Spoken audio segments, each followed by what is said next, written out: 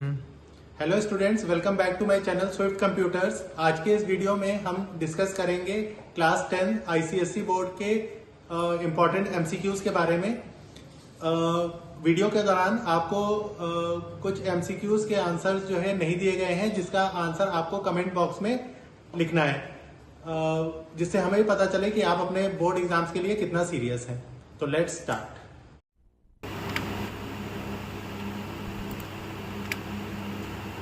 तो students start करते हैं क्लास 10th आईसीएसई बोर्ड के एमसीक्यूज क्वेश्चन से, जिसमें पहला क्वेश्चन स्क्रीन पे आ रहा है। A single dimensional array contains n elements, what will be the last subscript. आपको पता है कि सिंगल डायमेंशनल एरे के जो एलिमेंट्स होते हैं वो 0 पोजीशन से स्टार्ट होते हैं, तो उसका लास्ट एलिमेंट कौन सी पोजीशन पे होगा? n-1 पोजीशन पे। ठीक है, तो इसका आंसर होगा n-1। नेक्स्ट क्वेश्चन पे चलते हैं। The number of bytes occupied by a character array of 10 elements, यानी अगर एक एरे है कैरेक्टर टाइप का जिसमें 10 एलिमेंट्स हैं, वो कंप्यूटर में कितने बाइट्स की स्पेस ऑक्यूपाई करेगा? तो आपको पता है कि एक कैर कंप्यूटर में जो है 2 बाइट्स की स्पेस ऑक्यूपाई करता है। तो अगर एक एरे में 10 एलिमेंट्स हैं तो वो कितनी बाइट्स की स्पेस ऑक्यूपाई करेंगे? 10 × 2, दैट इज 20 बाइट्स की। तो इसका आंसर होगा 20 बाइट्स।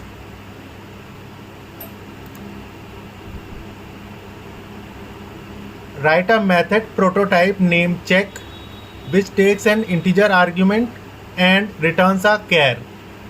प्रोटोटाइप मतलब जो फंक्शन की फर्स्ट लाइन होती है उसको जो है हम प्रोटोटाइप ऑफ अ फंक्शन कहते हैं, जिसमें सबसे पहले होता है फंक्शन का रिटर्न टाइप। तो इस फंक्शन का रिटर्न टाइप क्या है? कैर। फिर उसके बाद होता है फंक्शन का नाम। फंक्शन का नाम क्या है? चेक। और इसमें एक इंटीजर आर्गुमेंट है आईएनटी टाइप का। तो फंक्शन का रिटर्न टाइप है चेक, कैर। फंक्शन का नाम है चेक और इसमें एक आर्गुमेंट है आईएनटी टाइप का एक्स। तो इसमें फर्स्ट वाला ऑप्शन ठीक है। प्रोटोटाइप मतलब जो फंक्शन की फर्स्ट लाइन होती है, जिसमें सबसे पहले फंक्शन का रिटर्न टाइप लिखा जाता है, फिर फंक्शन का नाम लिखा जाता है और ब्रैकेट में फंक्शन के आर्ग्यूमेंट्स लिखे जाते हैं। नेक्स्ट क्वेश्चन पे चलते हैं। The absence of which statement lead to fall through situation in switch case statement. अगर हम स्विच केस में ब्रेक लिखना भूल जाते हैं, उस कॉन्सेप्ट को कहते हैं फॉल थ्रू। तो इसमें मेन स्टेटमेंट कौन सा होगा? ब्रेक। नेक्स्ट क्वेश्चन पे चलते हैं। what value will math.sqrt bracket open math.ceil 35.01 return. इसका आंसर आप लोगों को कमेंट बॉक्स में कमेंट करके बताना है।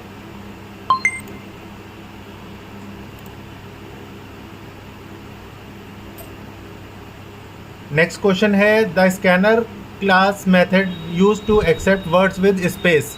मतलब अगर हमें कोई स्ट्रिंग एंटर करानी है विद स्पेसेस, तो इन चारों में से कौन सा फंक्शन हम यूज़ करेंगे? तो नेक्स्ट फंक्शन के थ्रू आप एक वर्ड एंटर करा सकते हो। नेक्स्ट तो कोई फंक्शन ही नहीं होता क्योंकि इसमें एन जो है कैपिटल है। नेक्स्ट स्ट्रिंग कोई फंक्शन नहीं होता। नेक्स्ट से आप एक वर्ड एंटर करा सकते हो और नेक्स्ट लाइन से पूरा सेंटेंस। तो अगर हमें एक्सेप्ट करने हैं वर्ड विद स्पेसेस तो नेक्स्ट लाइन फंक्शन इसमें होगा।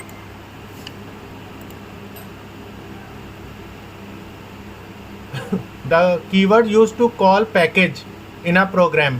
मतलब अगर हमें अपने प्रोग्राम में कोई भी पैकेज कॉल करना है, उसके लिए कौन सा कीवर्ड यूज़ करेंगे? तो वो होता है इंपोर्ट। जैसे इंपोर्ट java.util, इंपोर्ट java.io। तो इंपोर्ट एक कीवर्ड है जिसके थ्रू आप जो है कोई भी पैकेज कॉल कर सकते हो। नेक्स्ट है विच of the following is the correct declaration of a Boolean variable. मतलब अगर हमने एक बूलियन टाइप का वेरिएबल लिया है तो इन चारों में से कौन सा जो है डिक्लेरेशन उसका करेक्ट है?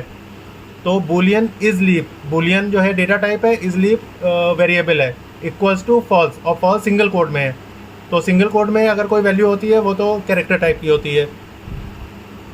Boolean is leap equals to 0। आपको पता है जो बूलियन फंक्शन होता है वो ट्रू और फॉल्स ही कैरी कर सकता है, तो 0 तो कैरी कर नहीं सकता है। फिर boolean is leap equals to false. तो ये वाला ऑप्शन सही है क्योंकि इसमें इसका डेटा टाइप है बूलियन, वेरिएबल का नाम है is leap equals to false. अच्छा, ये वाला क्यों नहीं है? क्योंकि इसमें फॉल्स तो लिखा हुआ है लेकिन डबल कोट्स में है, और डबल कोट जो है स्ट्रिंग को इनिशियलाइज करने के लिए होता है। तो अगर हमें किसी बूलियन टाइप की वैल्यू को इनिशियलाइज करना है तो या तो ट्रू या फॉल्स होना चाहिए, ठीक है। तो इसमें ये वाला ऑप्शन करेक्ट है। नेक्स्ट क्वेश्चन पे चलते हैं। Which of the following looks will execute the body of a loop even when the condition controlling the loop is initially false। यानी अगर जो है हमने कोई ऐसा लूप चलाया जिसमें स्टार्टिंग कंडीशन ही फॉल्स है तो भी कौन सा लूप एटलीस्ट एक बार चलेगा, तो वो होता है do while loop. Do while loop में अगर पहली कंडीशन फॉल्स भी है तब भी लूप जो है एक बार तो एटलीस्ट चलेगा ही चलेगा, इसलिए इसको एग्जिट कंट्रोल लूप भी कहते हैं। फिर है system dot out dot print math dot seal. आपको पता है सील फंक्शन हमेशा राउंड अप करता है, तो मैथ डॉट सील की वैल्यू हो जाएगी 4.0 प्लस मैथ डॉट पावर 2,3 यानी 2 to the power of 3। तो 2 to the power of 3 is 8 and 8 + 4 is 12। तो आंसर आएगा 12.0, क्योंकि जितने भी मैथ से रिलेटेड फंक्शन होते हैं वो डबल टाइप की वैल्यू रिटर्न करते हैं, ठीक है। तो इसका आंसर होगा 12.0। नेक्स्ट है constructor is dash called while creating an object. तो जैसे ही हम क्लास का ऑब्जेक्ट बनाते हैं तो कंस्ट्रक्टर आपको पता है ऑटोमेटिकली कॉल हो जाता है, तो इसका आंसर होगा automatically.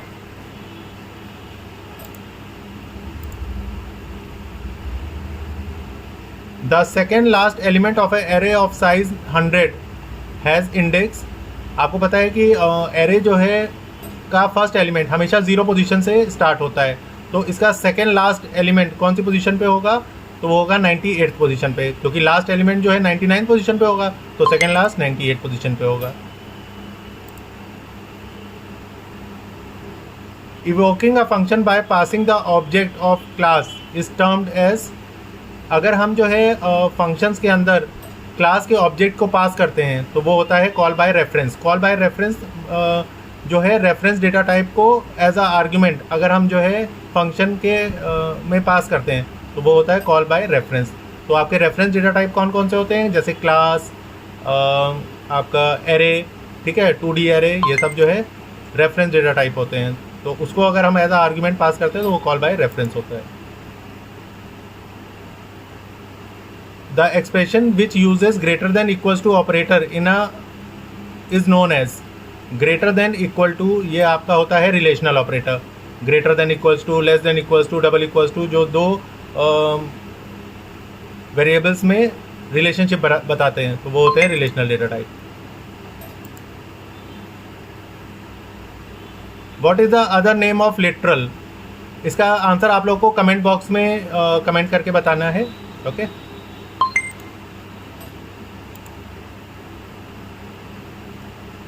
For x equals to 8 यानी अगर x की वैल्यू 8 है the statement sum equals to plus plus x plus 10 evaluates to.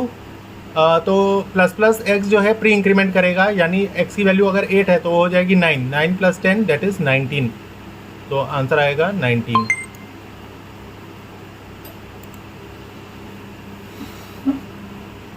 The access modifier that gives least accessibility is.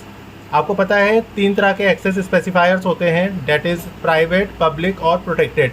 तो जो लीस्ट एक्सेसिबिलिटी होती है वो होती है प्राइवेट की, और मैक्सिमम एक्सेसिबिलिटी होती है पब्लिक की। The method of scanner class use to accept an integer. अगर हमें जो है स्कैनर क्लास के थ्रू एक इंटीजर वैल्यू इनपुट करानी है तो उसके लिए कौन सा मेथड होता है, वो होता है next int.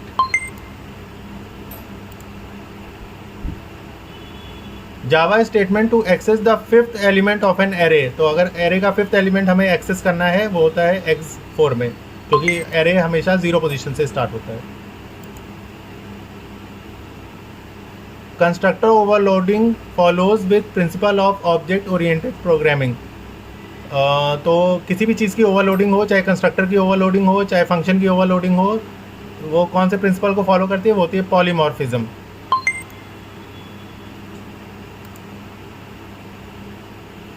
Which of the following is primitive data type. Primitive data type मतलब जो जावा के बने बनाए डेटा टाइप्स होते हैं। तो एरे जो है आपका रेफरेंस डेटा टाइप है, इंटरफेस भी रेफरेंस डेटा टाइप है, क्लास भी रेफरेंस डेटा टाइप है। तो बाइट जो है आपका प्रिमिटिव डेटा टाइप है, ये ऑटोमेटिकली बना रहता है। नेक्स्ट क्वेश्चन पे चलते हैं। The sky value of alphabet A, capital A की स्काई वैल्यू हमेशा 65 से बिगिन होती है। ये अमेरिकन स्टैंडर्ड कोड होता है।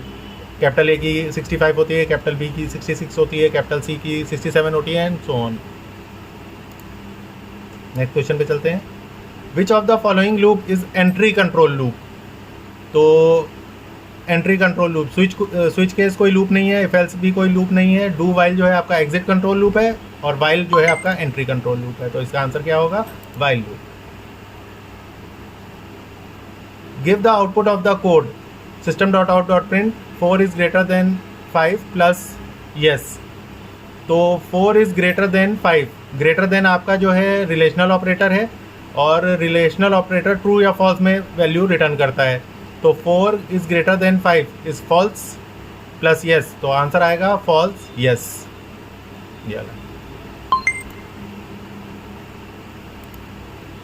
नेक्स्ट क्वेश्चन लेते हैं। Which of the following is the size of long data type in Java?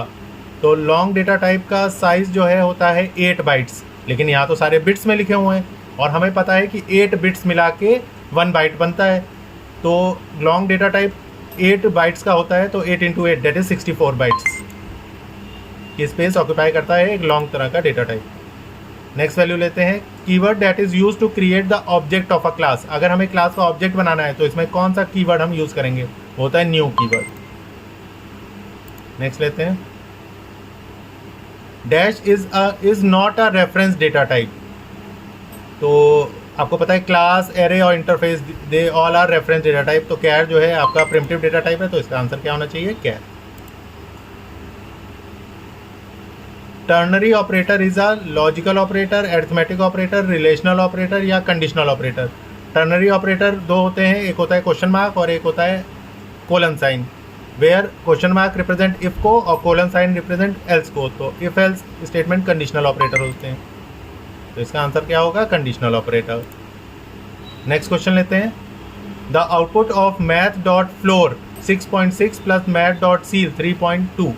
तो 6.6 की फ्लोर वैल्यू, फ्लोर हमेशा राउंड डाउन करता है, तो इसकी आंसर आएगा 6 plus 3 math dot seal 3.2। Seal हमेशा राउंड अप करता है, तो इसकी आंसर आएगा 4.0। तो 6 प्लस 4.0 डेट इज 10.0। तो आंसर क्या आएगा इसका? 10। फ्लोर फंक्शन हमेशा राउंड डाउन करता है और सील फंक्शन हमेशा राउंड अप करता है, ठीक है। If the name of class is yellow, what will be the possible name of its constructor? तो आपको पता है कि कंस्ट्रक्टर का नाम हमेशा वही नाम होता है जो क्लास का नाम होता है। तो अगर क्लास का नाम है येलो, तो उसके कंस्ट्रक्टर का नाम भी क्या होगा? येलो ही होगा।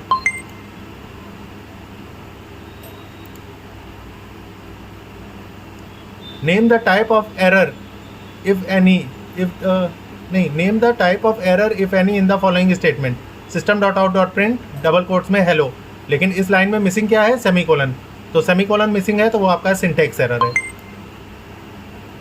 तो इसका आंसर क्या है? Syntax error. If int char 1 where 1 equals to c, then what will be the value of where 1? तो c की स्काई वैल्यू होती है 67, और where 1 जो है int टाइप का है, तो where 1 के अंदर c तो जाएगा नहीं, तो ऑटोमेटिकली इसकी स्काई वैल्यू चली जाएगी। तो कैपिटल C की स्काई वैल्यू होती है 67, तो आंसर आएगा 67।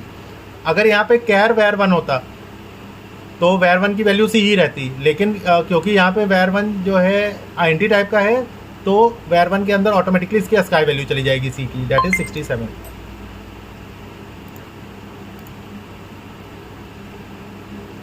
The method to convert a string to upper case, मतलब अगर हमें किसी भी स्ट्रिंग को अपर केस में कन्वर्ट करना है, उसके लिए कौन सा मेथड होता है?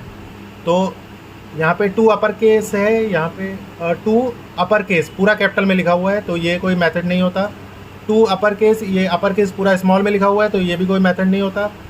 टू अपर केस यहाँ पे सही लिखा है, यहाँ पे लेकिन कैरेक्टर वैल्यू पास हो रही है, और इसमें है to upper case.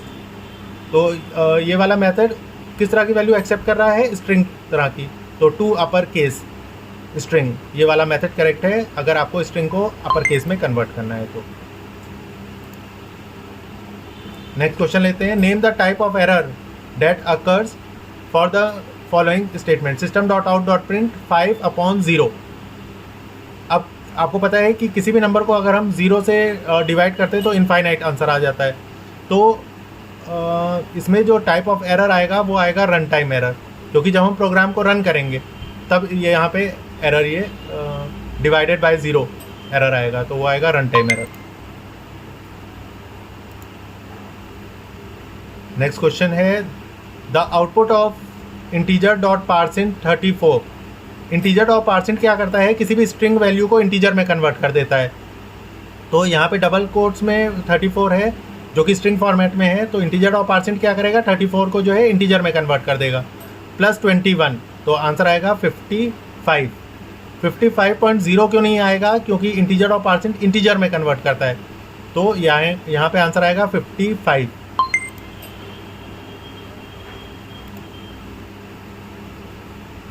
Give the output of the following system dot out dot print hello dot index of T. अब हेलो स्ट्रिंग है, उसमें टी की इंडेक्स पोजीशन बतानी है। तो आपको पता है हेलो में टी है ही नहीं, तो अगर हमने कोई इंडेक्स ऑफ में ऐसा कैरेक्टर पास किया जो उस पर्टिकुलर स्ट्रिंग में एग्जिस्ट नहीं करता, तो इंडेक्स ऑफ फंक्शन रिटर्न करता है -1, तो इसका आंसर क्या आएगा, -1। नेक्स्ट वैल्यू लेते हैं। Next question, which of the following variable description would not compile a Java program. int where, int var1, int 1 where, और देखो आपको पता है कि वेरिएबल का नाम कभी भी न्यूमेरिक वैल्यू से बिगिन नहीं होना चाहिए, तो यहाँ पे ये int 1 where ये जो है इनकरेक्ट डिक्लेरेशन है किसी भी वेरिएबल का, तो आंसर ये है, ये इनकरेक्ट है, ये कंपाइल करने में एरर देगा। नेक्स्ट क्वेश्चन लेते हैं, identify the type of operator. ये कौन सा ऑपरेटर है, नॉट इक्वल्स टू का साइन है, तो ये रिलेशनल ऑपरेटर है। Double equals to, not equals to, greater than equals to, less than equals to, ये सब जो है आपके रिलेशनल ऑपरेटर होते हैं। int x equals to int 3.8 is a example of, यहाँ पे 32.8 डबल टाइप का वेरिएबल है जिसको हम इंटीजर में कन्वर्ट कर रहे हैं, यानी हम बड़े डेटा टाइप को छोटे डेटा टाइप में लेके जाना चाहते हैं, तो ये होता है आपका एक्सप्लिसिट कन्वर्जन, इसको आप टाइप कास्टिंग भी कहते हैं।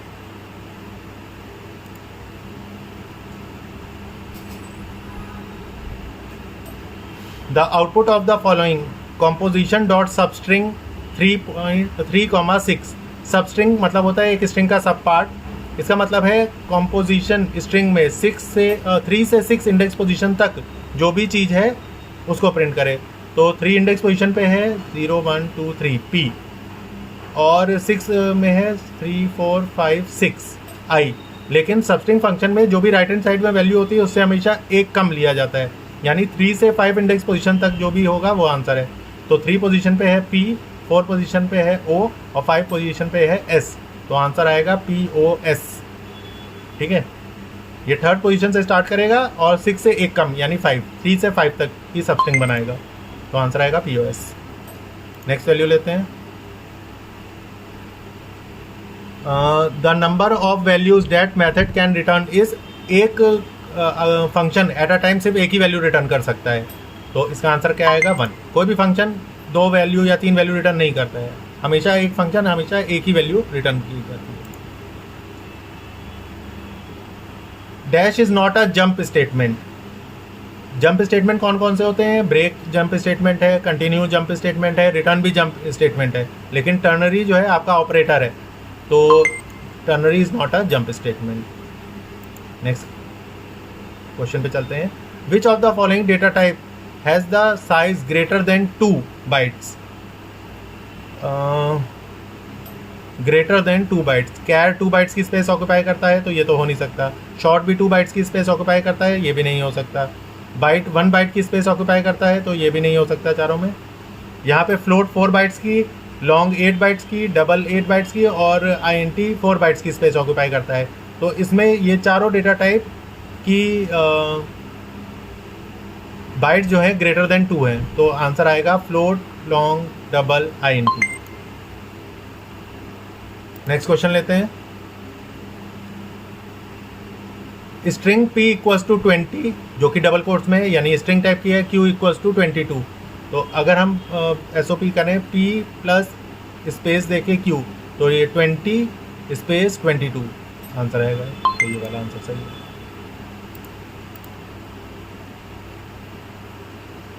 The code obtained after compilation is known as, compile करने के बाद जो कोड ऑब्टेन होता है तो वो होता है आपका जावा बाइट कोड। सोर्स कोड जो है जो प्रोग्राम हम लोग लिखते हैं लो लेवल लैंग्वेज में, वो सोर्स कोड होता है, ठीक है। बाइट कोड जो आंसर कंपाइल होने के बाद जो आंसर आता है उसको कहते हैं Java byte code. If A equals to 2, B equals to 5, then find X। तो X में जो है आप टर्नरी ऑपरेटर यूज़ कर रहे हैं। टर्नरी ऑपरेटर में क्वेश्चन मार्क साइन जो है इफ को रिप्रेजेंट करता है और कोलन साइन एल्स को। क्या A ग्रेटर देन B है? तो A जो है अभी ग्रेटर देन B नहीं है, तो X के अंदर B की वैल्यू आ जाएगी, डेट इज़ 5। तो आंसर आएगा 5। नेक्स्ट क्वेश्चन है mathematical function that are available in which of the following packages in Java. तो मैथ से रिलेटेड फंक्शन जितने भी होते हैं वो java.lang पैकेज के अंदर इंस्टॉल्ड होते हैं। नेक्स्ट में जाते हैं। अब है 48 question. For i equals to 5, i is not equals to 0, i minus equals to 2। तो इसमें किस तरह का आंसर आएगा? i कहाँ से स्टार्ट हो रहा है? 5 से, और 2 की गैपिंग में बढ़ रहा है। तो पहली वैल्यू होगी 5, दूसरी वैल्यू होगी 3, तीसरी वैल्यू होगी 1, उसके बाद जो है आएगा -1, फिर -3। तो ये एक तरह से इनफाइनाइट लूप हो जाएगा। नेक्स्ट क्वेश्चन पे चलते हैं। इवेल्युएट x, और यहाँ पे हम लोगों ने प्री इंक्रीमेंट और पोस्ट इंक्रीमेंट का साइन यूज़ किया हुआ है, तो इसका आंसर आप लोगों को कैलकुलेट करके कमेंट बॉक्स में कमेंट करना है। नेक्स्ट क्वेश्चन पे चलते हैं। Evaluate if p equals to 5 and q equals to 19। तो आपको यहाँ पे n की वैल्यू फाइंड करनी है, जिसमें आप टर्नरी ऑपरेटर यूज़ कर रहे हो। आपको पता है टर्नरी ऑपरेटर में क्वेश्चन मार्क साइन जो है इफ़ का होता है और कोलन साइन एल्स का होता है। तो इसका भी आंसर आपको जो है कमेंट बॉक्स में कमेंट करके बताना है। तो ये आपके जो है 50 MCQs थे। होप ये वीडियो आपको पसंद आई होगी। अगर वीडियो सही लगे तो वीडियो को लाइक करिए, सब्सक्राइब करिए और अपने जितने भी फ्रेंड्स के साथ शेयर करना चाहें करिए। Okay, thank you, bye.